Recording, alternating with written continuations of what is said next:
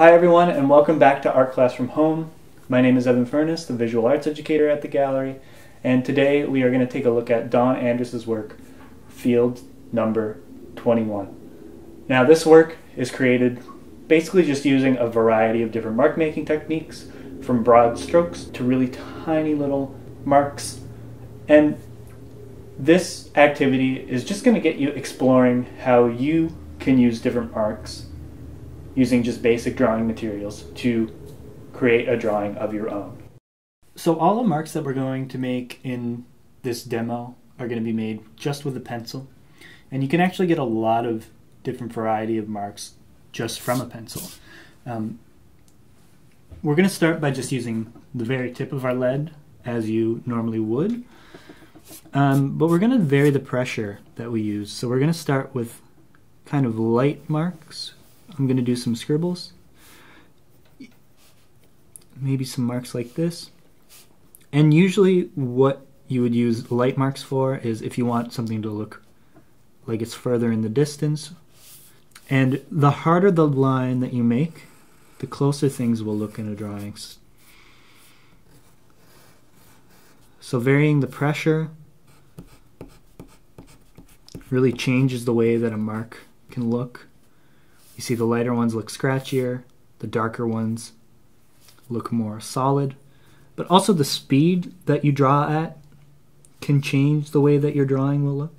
So if we do some really slow lines, it can look more controlled, but it can also look a little bit more shaky because your pencil has longer to linger on one section, especially if you're using a lighter pressure.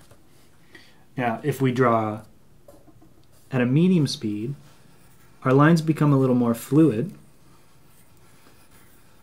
and if we draw even faster, they can become kind of uncontrolled because we don't have time to really think about what we're drawing. So the speed that you're drawing at can change what your marks will be, as well as the pressure that you're putting on your pencil. Sometimes you can actually combine speed and pressure to create some interesting marks. I'm going to start light and then go into dark, but also go a little bit slower too. So you can really combine those methods to make your drawing a little more interesting, to create some variation in what you're doing. But you can also do things like using the side of your pencil. So you hold your pencil like this and you just kind of rub your lead. And if you'll notice, the table that I'm drawing on is actually textured. And that texture is coming through in my drawing. So you can even use your pencil to go around and find different textures that you can pull into your drawing and kind of use them like a pattern. Now, we always think of lines when we think of drawing, but you can also think of dots. So there's a technique called stippling that's often used for shading. And it's basically just making tiny little marks on your page. The closer the dots are together, the darker your image will be. The farther apart they are, the lighter they'll look.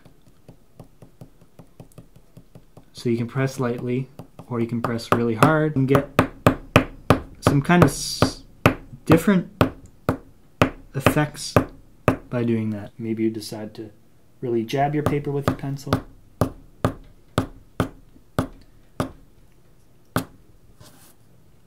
So that's doing a really quick dot and then kind of pulling away. And the final thing that I'll show you is that you can actually use your finger to smudge the drawings that you're looking at. To smudge the drawings that you're making. So I'll make a little bit of a thing there. Just like stippling, this is also used in shading, so if you want a really soft kind of effect, you can really smudge with your finger. The darker that you make the area that you're going to smudge, the easier it will be because there's more graphite on the page. And you can even take what's on your finger, or if you can also use like a napkin to do it.